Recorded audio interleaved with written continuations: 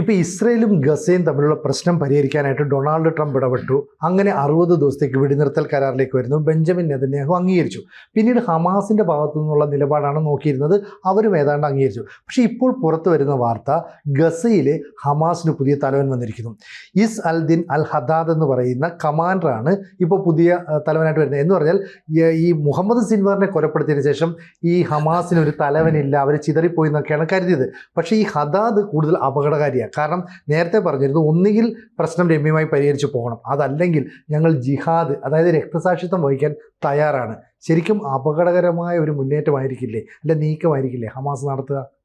തീർച്ചയായിട്ടും. അതിൻ്റെ കാര്യം എന്ന് വെച്ചാൽ ഈ സിൻവാറിനേക്കാൾ അപകടകാരിയും അല്ലെങ്കിൽ കരുത്തനുമാണ് ഹദ്ദാദ്.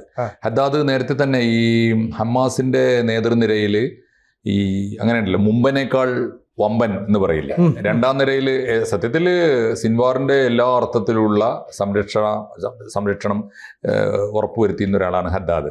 ഇപ്പോൾ വന്നിരിക്കുന്നത് ഒരു സ്വാഭാവിക നടപടിയാണ്. സിൻവാർ കൊല്ലപ്പെട്ടു, തീർച്ചയായിട്ടും അതൊരു ഒരു ഫോഴ്സാണ്. മീൻസ് സമര സംഘടന എന്നോ തീവ്രവാദ പ്രസ്ഥാനം എന്നൊക്കെ വിളിക്കാവുന്ന ഒരു പോരാട്ടമാണല്ലോ, ഒരു പട്ടാളമാണല്ലോ, ഒരു സൈനികരാണല്ലോ. പോരാളികൾക്ക് തീർച്ചയായിട്ടും ഒരു കമാൻഡർ പോയാൽ തീർച്ചയായിട്ടും നയിക്കാൻ, അടുത്ത മാർച്ച് പറയാനൊരു ഒരു കമാൻഡർ വേണമല്ലോ. കമാൻഡർ തിരഞ്ഞെടുത്തു എന്നേ ഉള്ളൂ, സ്വാഭാവിക നടപടിയാണ്. പക്ഷേ ആദ്യം സിനു പറഞ്ഞ വളരെ പ്രധാനപ്പെട്ട ശരിയാണ്. ഒരു പ്രധാനപ്പെട്ട ചോദ്യമാണ് ഇപ്പോൾ ഹദ്ദാദിലൂടെ നമ്മൾ നേരിടുന്നത്. യുദ്ധം, വെടിനിർത്തൽ എന്ന് പറയുന്നൊരു പ്രക്രിയ മിഡിൽ ഈസ്റ്റിൽ, പ്രത്യേകിച്ച് ഫലസ്തീൻ ഇസ്രായേൽ ഇഷ്യൂവിൽ, അല്ലെങ്കിൽ ഇസ്രായേലും ഇറാനും തമ്മിലുള്ള പ്രശ്നത്തിൽ, അല്ലെങ്കിൽ ഇറാനും അമേരിക്കയും തമ്മിലുള്ള പ്രശ്നത്തിൽ അന്തിമമായൊരു വെടിനിർത്തൽ സാധ്യമാണോ എന്ന ചോദ്യത്തിന് അല്ല എന്ന ഉത്തരമാണ് ഹദ്ദാദ് സത്യസന്ധമായിട്ട് പറയുന്നു എന്നേ ഉള്ളൂ. ഹദ്ദാദ് ഇപ്പോൾ പറയുന്നത് ഞങ്ങൾ അവസാനത്തെ ഹമാസ് പോരാളിയും പൊരുതി മരിച്ചു തീരുന്നത് വരെ തടഞ്ഞു വെച്ച ഈ ബന്ദികളുണ്ടല്ലോ, ഇസ്രായേൽ ബന്ദികളെ ഞങ്ങൾ വിട്ടുകൊടുക്കൂല എന്ന് പറഞ്ഞാൽ ഇസ്രായേലികളായ ബന്ദികളെ തിരിച്ചു പിടിക്കാൻ വേണ്ടി ഇസ്രായേൽ നടത്തുന്ന പോരാട്ടം തീരൂല. ബന്ദികളെ കിട്ടണമെങ്കിൽ ഹമാസിനെ കൊന്നു തീർക്കണം. അവസാനത്തെ ആളും പൊരുതി തീരുന്നത് വരെ ഞങ്ങൾ വിട്ടുകൊടുക്കൂല എന്ന് പറഞ്ഞാൽ എങ്ങനെ തീരാനാ? അതുകൊണ്ട് ഈ ഇസ്രായേൽ ഫലസ്തീൻ പോരാട്ടം തീരാൻ യാതൊരു സാധ്യതയും ഇല്ല എന്ന് നമ്മൾ പറയുന്നത് അതുകൊണ്ടാണ്. ഇതിൻ്റെ എൻഡ് എന്ന് പറഞ്ഞാൽ ഏതെങ്കിലും ഒരു എൻഡ് അവസാനിക്കണം. രണ്ടു കൂട്ടർക്കും പറ്റില്ല. രണ്ടു കൂട്ടരെന്ന് പറഞ്ഞാൽ ഒരു ഭാഗത്ത് ഈ ഇസ്രായേലാണ്. ഇസ്രായേൽ 48 മുതൽ പൊരുതിക്കൊണ്ടിരിക്കുകയാണ്. സത്യത്തിൽ അവർ പൊരുതുന്നത് വേറൊരു രാജ്യം കീഴടക്കാനല്ല.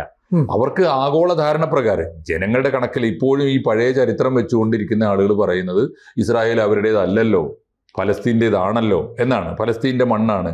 അതൊക്കെ ശരിയാണ്. പക്ഷേ ആഗോള ധാരണ എന്ന് പറയുന്നൊരു സാധനമുണ്ട്. ചരിത്രത്തിൽ 3 സെമിറ്റിക് മതങ്ങൾക്കും വേണമെങ്കിൽ ഒരുപോലെ വൈകാരികമായി അവകാശപ്പെടാവുന്ന ഭൂമിയാണ് ഫലസ്തീൻ. അന്താരാഷ്ട്ര ധാരണ പ്രകാരം ഈ ബ്രിട്ടൻ അവിടെ ഭരിക്കുമ്പോൾ ഉണ്ടാക്കിയൊരു ധാരണയാണ് ജോർഡാൻ നദിയെ അതിരിട്ടിട്ട് അപ്പുറത്തും ഇപ്പുറത്തുമായിട്ട് ഇസ്രായേലും ഫലസ്തീനും സ്ഥാപിക്കുക. അതാണ് അന്താരാഷ്ട്ര ധാരണ പ്രകാരം UN 48 പ്രഖ്യാപിച്ചത്. അത് അംഗീകരിക്കാതിരുന്നത് ഇസ്രായേൽ അല്ല, ഫലസ്തീനും അറബ് രാജ്യങ്ങളുമാണ്.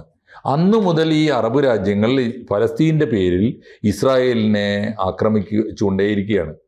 ഇസ്രായേൽ തിരിച്ചടിച്ചുകൊണ്ടിരിക്കുന്നു.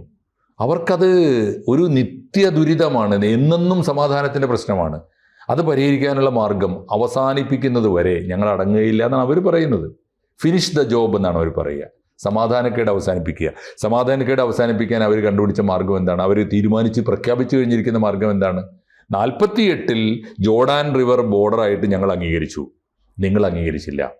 ഇനി അങ്ങോട്ട് ഞങ്ങൾ ഈ കാലയളവ് കൊണ്ട് പൊരുതി, ഞങ്ങളുടെ സുരക്ഷ ഉറപ്പുവരുത്തി, ഞങ്ങൾ സാമ്പത്തികമായും സൈനികമായും വളർന്നു. ഇപ്പം ഞങ്ങൾ ശക്തമായ രാജ്യമായി മാറിയിരിക്കുന്നു. ഇനി ഞങ്ങൾ തീരുമാനിക്കും എന്താണ് ഫിനിഷ് ദ ജോബ് എന്ന് പറഞ്ഞാൽ.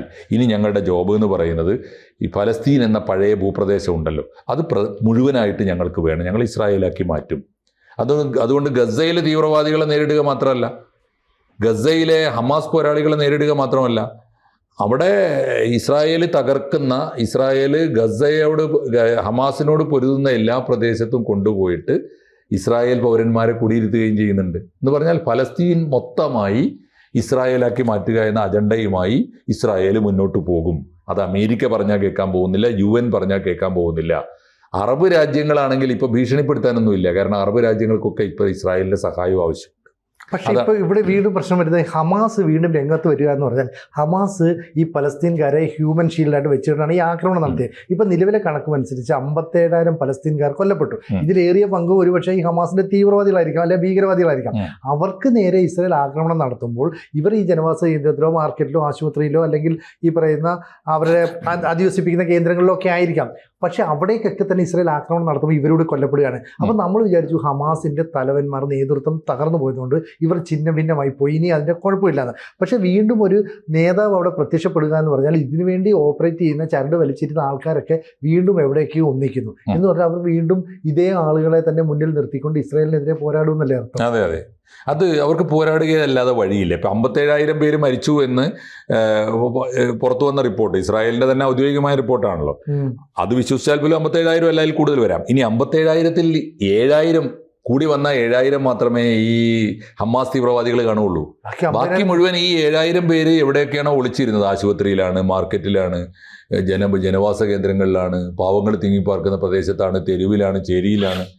അവിടെയൊക്കെ ആക്രമിക്കുമ്പോൾ സ്വാഭാവികമായിട്ട് സിവിലിയന്മാർ കൊല്ലപ്പെടും, സാധാരണ മനുഷ്യർ കൊല്ലപ്പെടും.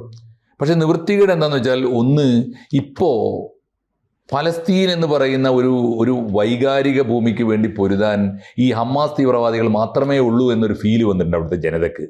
അതുകൊണ്ട് ഇപ്പോൾ ആ ജനത വിചാരിച്ചാൽ, ഫലസ്തീനികൾ വിചാരിച്ചാൽ ഓരോ ഹമാസുകാരനെ എടുത്തിട്ട് എറിഞ്ഞു കൊടുക്കാൻ പറ്റും, കടലിലേക്ക് എറിയാൻ പറ്റും, അത്രയേ ഉള്ളൂ അവർ.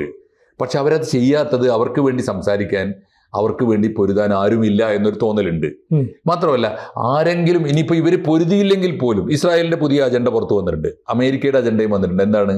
ഇനി ഫലസ്തീൻ വേണ്ട, ഫലസ്തീൻ എന്ന രാജ്യമില്ല, അവർ പണ്ട് അംഗീകരിച്ചില്ല, അവരുടെ തന്നെ കുറ്റമാണ്. പക്ഷേ ഇനി ഫലസ്തീൻ വേണ്ട. അമേരിക്ക പറഞ്ഞത് എന്താ? ഗസയെ ഞങ്ങൾ ഇൻ്റർനാഷണൽ ടൂറിസ്റ്റ് സിറ്റിയാക്കി മാറ്റും. മാത്രമല്ല അതിന് വേണ്ടിയിട്ട് ഗൊലാൻ കുന്നുകളിലേക്ക് ഇവരെ അട്ടിയോടിക്കുക. ആഫ്രിക്കയിലെ ചില രാജ്യങ്ങളുടെയൊക്കെ ഈ ദരിദ്ര രാജ്യങ്ങളുടെ ഡിസൈൻ കൊടുത്തിട്ട് നിങ്ങൾക്ക് അങ്ങോട്ട് പോകാം. അന്താരാഷ്ട്ര ധാരണ പ്രകാരം 1948-ൽ വന്ന് താമസിച്ച സ്ഥലത്ത് നിന്ന് ഇനി നിങ്ങൾ വേണ്ട, നിങ്ങൾ പോ എന്ന് പറയുകയാണ്. അപ്പോൾ അങ്ങനെ വരുമ്പോഴുള്ളൊരു ബുദ്ധിമുട്ട് എന്താ വെച്ചാൽ, അവർക്കും തീർക്കാനാവില്ല, ഇവർക്കും തീർക്കാനാവില്ല. രണ്ടു കൂട്ടർക്കും തിരിച്ചു നടക്കാനാകാത്ത വഴിയിലാണ് ഇപ്പോൾ ഇത് ചെന്ന് നിൽക്കുന്നത്. അവരെന്ത് ചെയ്യാൻ പറ്റും? അവർക്കൊന്നും ചെയ്യാനില്ല, മരിച്ചു തീരുക എന്നതാണ്. അതുകൊണ്ട് അവസാനത്തെ ഫലസ്തീനിയും അവിടെ, അപ്പോൾ അതുകൂടിയാണ് അതിൻ്റെ അവസ്ഥ. ഈ ഫലസ്തീനികളെ അവിടുന്ന് കെട്ടുകെട്ടിക്കുകയോ നാട് കടത്തുകയോ ചെയ്യുകയാണ്. അവർ 48 മുതൽ അഭയാർത്ഥികളാണ്. അപ്പോൾ പതിറ്റാണ്ടുകളായിട്ട് അഭയാർത്ഥികളായ ആളുകൾക്ക് കുറച്ചു പേർക്കെങ്കിലും ഫലസ്തീനിൽ താമസിക്കാൻ കഴിഞ്ഞിരുന്നു. ഇനി അതും സാധ്യമല്ല എന്ന് വന്നിരിക്കുന്നു. വെസ്റ്റ് ബാങ്കിൽ ഇപ്പോൾ തുടങ്ങിയിട്ടില്ല, ഗസയിൽ മാത്രമാണ് ഇപ്പോൾ നടക്കുന്നത്. വെസ്റ്റ് ബാങ്കിൽ തുടങ്ങാതിരിക്കാൻ കാരണം ഈ ഹമാസ് തീവ്രവാദികളല്ല വെസ്റ്റ് ബാങ്കിൽ ഭൂരിപക്ഷം, അത് അൽ-ഫത്തഹാണ്. അൽ-ഫത്തഹ് എന്ന് പറഞ്ഞാൽ യാസർ അറഫാത്തിൻ്റെ പിൻഗാമികളായ താരതമ്യേന മിതവാദികളും സമാധാനപ്രേമികളുമാണ്, തീവ്രവാദികളല്ല. അവർ അവിടെ ഇവരെ തോൽപ്പിക്കുകയാണ്, ഹമാസിനെ തോൽപ്പിക്കുകയാണ്.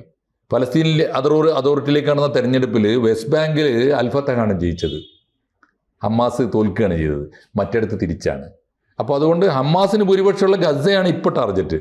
നാളെ ഗസ പൂർത്തിയാകുമ്പോൾ ഫിനിഷ് ദ ജോബിൻ്റെ ഭാഗമായി വെസ്റ്റ് ബാങ്കിലേക്കും വരും എന്ന് പറഞ്ഞാൽ ഈ രണ്ടും ചേർന്നാൽ ഫലസ്തീനായി. ഫലസ്തീൻ എന്ന ഒന്ന് ഭൂമുഖത്ത് നിന്ന് ഇല്ലാതാകുന്നത് വരെ ഈ യുദ്ധം അവസാനിക്കുമെന്ന് നമുക്ക് പറയാൻ വയ്യ. കാരണം അവർക്ക് പൊരുതിയേ പറ്റൂ, ഇവർക്ക് ആക്രമിച്ചേ പറ്റൂ. അപ്പോൾ ഇസ്രായേൽ പുതിയൊരു തന്ത്രമുണ്ട്. അതായത് ഇപ്പം ലെബനനെ, സിറിയയൊക്കെ കൂടെ നിർത്താം, ഇവരുമായിട്ട് ചില ചർച്ചകൾ നടത്താം. ഈ ചർച്ച നടത്തുമ്പോൾ ഗൊലാൻ കുന്നുകൾ അപ്പോൾ സിറിയയിൽ നിന്ന് പിടിച്ചെടുത്തിട്ടുണ്ട്. അപ്പോൾ ഈ ഗൊലാൻ കുന്നുകളുടെ കാര്യത്തിൽ ഗൊലാൻ കുന്ന് ഈജിപ്തിൻ്റെ ഭാഗമാണ്, സിറിയയുടെ നിയന്ത്രണത്തിലാണ്. അപ്പോൾ അത് വിട്ടുകൊടുക്കില്ല, അല്ലെ അത്രയും ചർച്ച നടത്തുന്നില്ല എന്ന് പറയും. അപ്പം ബാഷർ അൽ അസദ് ഭരണകൂടത്തെ മാറ്റിയിട്ട് അഹമ്മദ് അൽ ഷറ വരുമ്പോഴത്തേക്ക് ഇവരുമായിട്ടുള്ള ബന്ധം കൂടുതൽ ദൃഢമാക്കാമെന്ന് ഒരു പക്ഷേ ഇസ്രായേലിന് കരുതുന്നുണ്ട്. എന്ന് പറഞ്ഞാൽ ബെഞ്ചമിൻ നെതന്യാഹുവും ഡൊണാൾഡ് ട്രംപും ഒക്കെ തമ്മിൽ തീരുമാനിച്ച് ഉറപ്പിച്ചതിൻ്റെ ഭാഗമായിരിക്കും. അപ്പോൾ പലസ്തീനിൽ ഉള്ള ആ പ്രദേശം, അതായത് ഗസ എന്ന് പറയുന്ന പ്രദേശം പൂർണ്ണമായിട്ട് ഒഴിപ്പിക്കുന്നു. അവിടെ ഒരു പക്ഷേ ഓടിപ്പോയ ഇസ്രായേലികളെ ഇനിക്കൊണ്ട് പുനരധിവസിപ്പിക്കുന്ന അടക്കമുള്ള നടപടികളിലേക്ക് പൂർണ്ണമായിട്ട് ഇവർ കടക്കും. ഇവർ ഭാഗികമായി വെസ്റ്റ് ബാങ്കിലൊക്കെ അത് നടപ്പാക്കി കഴിഞ്ഞു. അപ്പോൾ ഇനി അവിടെ നിന്ന് ഈ പലസ്തീൻകാർ പൊയ്ക്കഴിഞ്ഞാൽ പിന്നെ ഹമാസിനെ അവിടെ പിടിച്ചു നിൽപ്പില്ല. അതുകൊണ്ടായിരിക്കാം ഒരുപക്ഷെ ഇസൽദ അൽ ഹദാദ് എന്ന് പറയുന്ന പുതിയ കമാൻഡറെ നിയോഗിച്ചുകൊണ്ട് ഹമാസ് മറ്റൊരു പോർമുഖം തുടക്കാനുള്ള ശ്രമങ്ങൾ ആരംഭിക്കുന്നു എന്ന് നമ്മൾ മനസ്സിലാക്കേണ്ടതല്ലേ? തീർച്ചയായിട്ടും. ഇനി അവിടെ സംഭവിക്കുക എന്താണെന്ന് വെച്ചാൽ, ഒന്നിപ്പോൾ ഈ ഫലസ്തീനിൽ നിന്നും ഫലസ്തീനിൽ നിന്നൊക്കെ പണ്ട് ഓടിപ്പോയി പലായനം ചെയ്ത ജൂതന്മാരെ തിരിച്ചു കൊണ്ടുവന്നിട്ട് പണ്ട് ഇസ്രായേലിലാണ് പാർപ്പിച്ചിരുന്നത്. ഇപ്പോൾ അവരെ പാർപ്പിക്കാൻ പുതിയൊരു ഭൂമി കൂടി കിട്ടി, അതാണ് ഫലസ്തീൻ. മാത്രമല്ല അതിന് ഒരുക്കം നടത്താൻ വേണ്ടിയിട്ട് ഇസ്രായേലിൽ നിന്ന് തന്നെ, ഇസ്രായേലിൽ പൗരത്വവും ഭൂമിയും കടപ്പാടും ഒക്കെ ഉള്ള ആളുകളെ തന്നെ കൊണ്ടുപോയിട്ട് സർക്കാരിൻ്റെ മേൽനോട്ടത്തിൽ അവിടെ കുടിയിരുത്തിക്കൊണ്ടിരിക്കുകയാണ്. അപ്പോൾ അവിടെ ഏത് ജൂതൻ എവിടുന്ന് വന്നാലും അവർക്ക് അവരെ കുടിയിരുത്താൻ പറ്റും, സ്വീകരിക്കാൻ പറ്റും. അങ്ങനെ ആ ഭൂപ്രദേശം പൂർണ്ണമായും ഇസ്രായേൽ എന്ന രാജ്യം ഇപ്പോൾ ഇസ്രായേൽ നടത്തുന്നത് അന്താരാഷ്ട്ര ധാരണ, 48-ലെ അന്താരാഷ്ട്ര ധാരണ പോലും ലംഘിച്ചുകൊണ്ടുള്ള അധിനിവേശമാണ്. കാരണം ഈ ഫലസ്തീൻ ഒരു രാജ്യമായില്ല, അത് ഇസ്രായേലിൻ്റെ കുറ്റമല്ല, അത് ഫലസ്തീൻ്റെ കുറ്റമാണ്, അറബ് രാജ്യങ്ങളുടെ കുറ്റമാണ്. എങ്കിലും ആരുടേതും അല്ലാത്ത രാജ്യമെന്നെങ്കിലും വിളിക്കാവുന്ന ഫലസ്തീൻ, ആ ഫലസ്തീനെ അധിനിവേശം നടത്തുകയാണ് ഇസ്രായേൽ ഇപ്പോൾ ചെയ്യുന്നത്. അതുകൊണ്ട് ഇപ്പോൾ ഹദ്ദാദ് വരുമ്പോൾ സംഭവിക്കാൻ പോകുന്ന കാര്യം എന്താണെന്നറിയോ? ഹദ്ദാദ് വളരെ കൃത്യമായിട്ട് ഇനി ചെയ്യാൻ പോകുന്നത് അടുത്ത കാലത്ത് ഇനി നമ്മൾ കാണാൻ പോകുന്ന വാർത്ത, എനിക്ക് നല്ല ഉറപ്പുണ്ട്. ഹദ്ദാദിൻ്റെ ഒരു ചരിത്രവും അദ്ദേഹത്തിൻ്റെ ഒരു വീര്യവും ഒക്കെ വെച്ചുകൊണ്ട്, അദ്ദേഹത്തിൻ്റെ രീതി വെച്ചുകൊണ്ട് ഇനി സംഭവിക്കാൻ പോകുന്നത് ഗസയിലും വെസ്റ്റ് ബാങ്കിലും ഒക്കെ കുടിയിരുത്തുന്ന പുതിയ ഇസ്രായേൽ പൗരന്മാരുണ്ടല്ലോ, അവരെ ടാർഗറ്റ് ചെയ്യും. ഒരു ജൂതനും ഇനിമേൽ പുതുതായി ഫലസ്തീൻ ഭൂപ്രദേശത്ത് വന്ന് താമസിച്ച് കളയാമെന്ന സുരക്ഷാബോധം നഷ്ടപ്പെടുത്തും. അവരെ ആയിരിക്കും ടാർഗറ്റ് ചെയ്യുക. അത് ഇസ്രായേൽ പട്ടാളത്തെ അല്ല, അവിടെ കുടിയിരുത്തപ്പെടുന്ന ഇസ്രായേൽ പൗരന്മാരെ ടാർഗറ്റ് ചെയ്യും. വലിയ മനുഷ്യക്കുരുതിയിലേക്ക് ഇത് നയിക്കും, യാതൊരു തർക്കവുമില്ല. കുരുതിക്കളമായിട്ട് വീണ്ടും നമുക്ക് കാണേണ്ടി വരും. ഇപ്പം 57,000 പേര് എന്ന് പറഞ്ഞാൽ ഈ 1.5 കൊല്ലം അല്ലേ, 2023 ഒക്ടോബർ 7 തൊട്ടുള്ള ഒരു കാലത്താണ് 57,000 മനുഷ്യരാണ്. ആലോചിച്ച് നോക്കൂ, കൊന്നു തീർക്കുക എന്നതാണ് സംഭവിക്കുക. അതിനിടയിൽ കുറെ ഇസ്രായേൽ പട്ടാളക്കാരും ഭരിക്കുന്നുണ്ടാവും. അപ്പോൾ ഇനിയിപ്പോൾ ഈ കുടിയിരുത്തപ്പെടുന്ന ജൂത പൗരന്മാർ, ഇനി ഒറ്റ കാര്യമുള്ളൂ, ഈ കൊല്ലപ്പെടുന്നവരുടെ ടോൾ ലിസ്റ്റ് ഉണ്ടല്ലോ, ആ ലിസ്റ്റിൽ ഇസ്രായേൽ പോപ്പുലേഷൻ കൂടി കൂടും, പേഴ്സൻറ്റേജ് കൂടും. കാരണം എന്താ വെച്ചാൽ ഈ കുടിയിരുത്തപ്പെടുന്ന ജൂത പൗരന്മാരായിരിക്കും ഇനി ടാർഗറ്റ് ചെയ്യപ്പെടുക. അതുമാത്രമേ വരാൻ പോകുന്ന വ്യത്യാസമുള്ളൂ. ഇറാനും പിന്നോട്ട് പോകാനാവില്ല. കാരണം ഇറാൻ 79-ലെ വിപ്ലവത്തോടു കൂടി ലോകത്തോട് പറഞ്ഞതാണ്, ഞങ്ങൾ ഈ ചെകുത്താന്മാരെ അവസാനിപ്പിക്കും.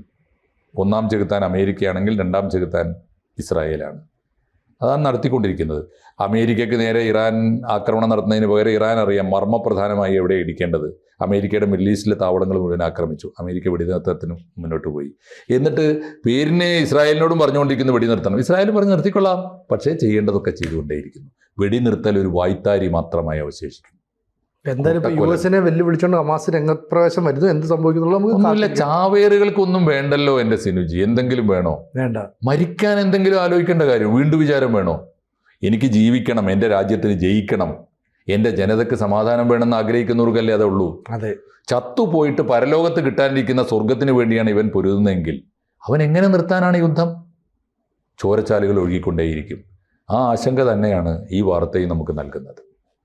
കൂടുതൽ വാർത്തകളും വിശേഷങ്ങളും നിങ്ങളിലേക്ക് എത്താൻ ABC മലയാളം സബ്സ്ക്രൈബ് ചെയ്യുക, ബെൽ ബട്ടണും അമർത്തുക.